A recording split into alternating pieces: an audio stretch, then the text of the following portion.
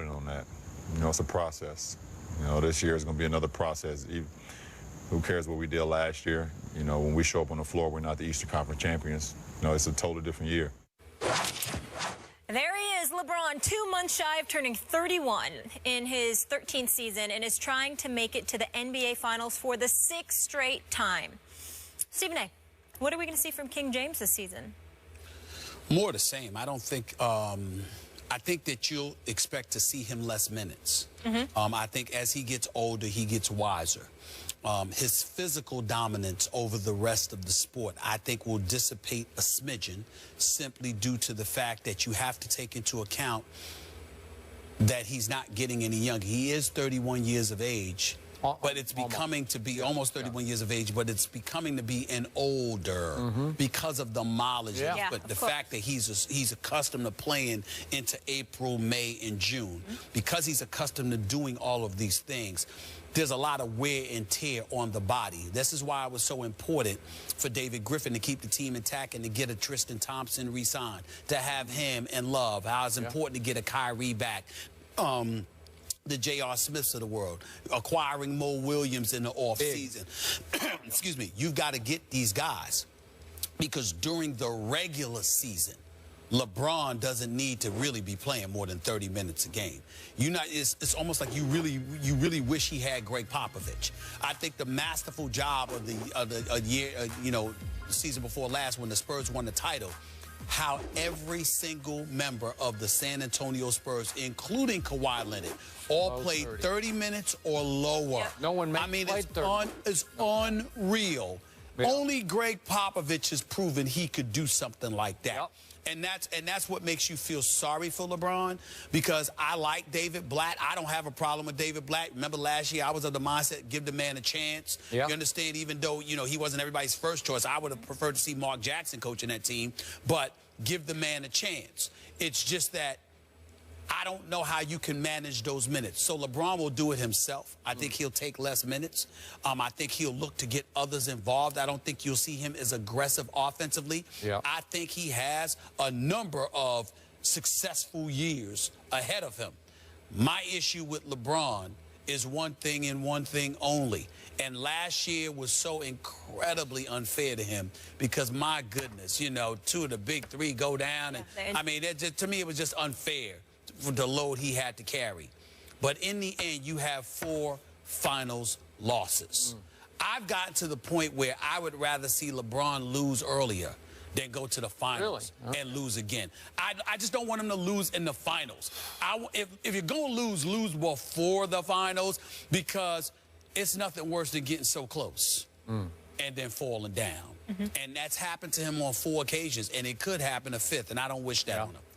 For LeBron's sake, I hope you're right about his reduced minutes this year. This is his 13th NBA year, as Molly points out. Michael Jordan played a total of 13 years for the Chicago Bulls. So LeBron's getting up there in NBA age. But Stephen A., the one thing I love about LeBron James, he loves to play basketball. I don't think he has nearly enough respect for David Blatt to treat him like he's his Greg Popovich. Like, coach, if you tell me to sit, I'm going to sit. No, he's not going to sit. So I'm not sure the minutes will be as dramatically reduced as they should be. Because if LeBron is as smart as you say in his maturity, then he should take nights off. He should play a few minutes some games.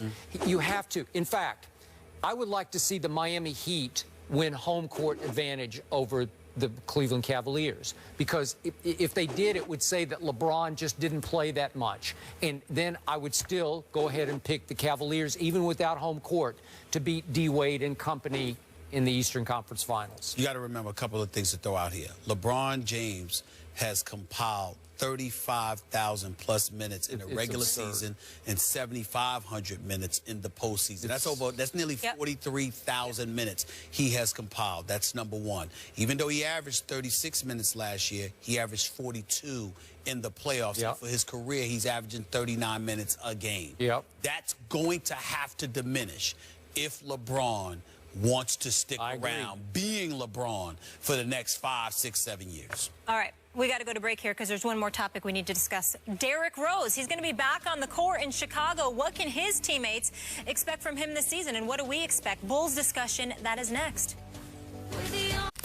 Jerry Jones said on 105.3 The Fan in Dallas that his view of the Greg Hardy sideline confrontations is the same that it was on Sunday. Jones supported Hardy, saying he was just firing the team up and that he's one of the real leaders of the team.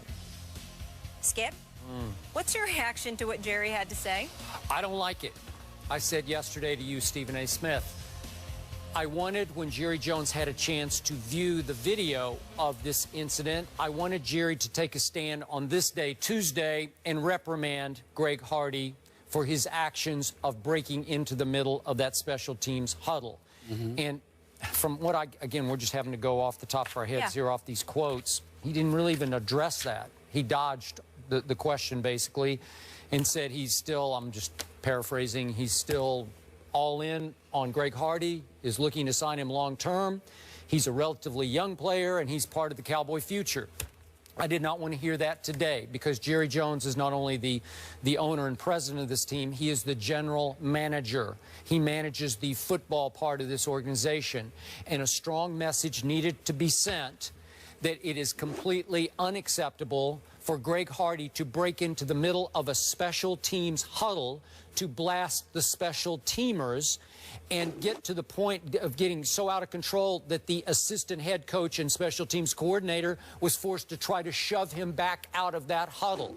And a confrontation ensued that included Devin Street and finally Des Bryant. Wholly unacceptable. But there is a time and a place for that kind of passion to overflow, that kind of rage to win to be channeled in the direction of special teams players who laid down on the job and allowed a 100-yard kickoff return that lost the football game. And that time and place might be over on the sideline on the bench area, where you take one at a time and you say, what are you thinking about? And where was your effort? And where's your guts and heart, young man? Because I think Greg Hardy has the potential to become a veteran leader of this team, but he has now only played 2 games for this team, and I don't think it would be out of bounds for the owner, president, general manager to put him back in his place, because, as you said, the sometimes puppet head coach is not going to do that. I believe Tony Romo did try to do that, because the Dallas Morning News reported that Romo went up to Greg Hardy during the media time in the locker room and pulled him aside and talked to him for several minutes. And I don't know exactly what he told him. I'm going to guess that he told him, watch what you say to the media. Don't dig a deeper hole. So we got the no comment, no comment, no comment. Thank you very much, media. I wanted to hear something constructive, objective from Jerry about Greg Hardy, and I didn't, and I'm disappointed in Jerry, and he's now said himself. I opened the show by saying he's the biggest, easiest target in sports, and now it will be open season on Jerry Jones all day long today. Your thoughts? Skip Bayless,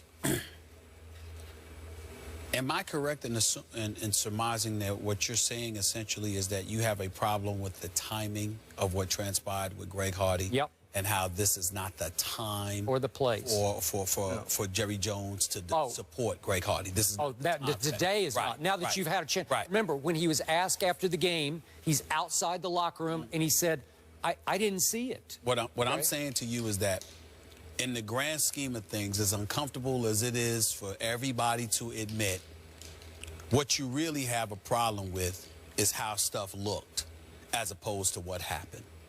And the reason why you have a problem with how stuff looked is because of a checkered past that will not be able to escape Greg Hardy. Yep. That's the reality, okay? And Jerry Jones and Stephen Jones willing to conduct business as usual and to shove this aside, as an aside, dare I say, and I'm certainly not agreeing with this, I want everybody to know this, but everybody out there, are we, and I don't mean this like intentionally, like Jerry Jones means for it to be perceived this way, because I'm sure he's not thinking about this. But are we wondering now, is there any wonder as to why issues of domestic violence and stuff were basically shoved under the rug, per se? Like it wasn't the issue that it needed to be? Because think about this. If there were no video from Ray Rice, who's to say people would react the way that they are right now about Greg Hardy. You see what I'm saying? Because if you're looking at the NFL culture, you have a 71-year-old billionaire who happens to be the owner of the Dallas Cowboys, you know, owns the billion-dollar playpen, et cetera, et cetera. And what is he doing? He's basically saying, look, man, he's relatively young, and his skill set is something that we need. Yeah, because he's trying to win football games. And in the immediate aftermath of Greg Hardy, I'm not going to engage in condemnation, but I will say this. I'm talking about based off of Sunday's game. I'm not going to engage in condemnation, but I will say this. Did he not look scary to you? He looked pretty damn scary to me. And when you looked at him out of control, I saw the football player. You saw the football player, frustrated by the level of ineptitude and the lackadaisical effort put forth by the special teams. The critics of Greg Hardy, however, saw, oh, that's what she was talking about. That's correct. No, you're right. When they were, am I lying? No, you're right, right or wrong. And that's my point. So either Stephen and Jerry Jones don't know, or they know and don't care nearly as much as they do about trying to win for a change. And that's what this is right here. So what I'm saying to you is, let's understand something. What you're really appalled by based off of Sunday was the timing. And the they're about to go back out on the field. And the timing of it has everything to do with Greg Hardy's past. If this were another player, you would just want to say he's immature. But Greg Hardy, I'd say that's out of bounds. I'm not saying you're saying that. No, we all know it's out of bounds. I'm saying you would attribute it to immaturity, and that player has to be disciplined. Whereas in the case of Greg Hardy, we're more vehement about it because people looked at him and said, yo, there's something unstable about that brother, right or wrong. That's what they were saying.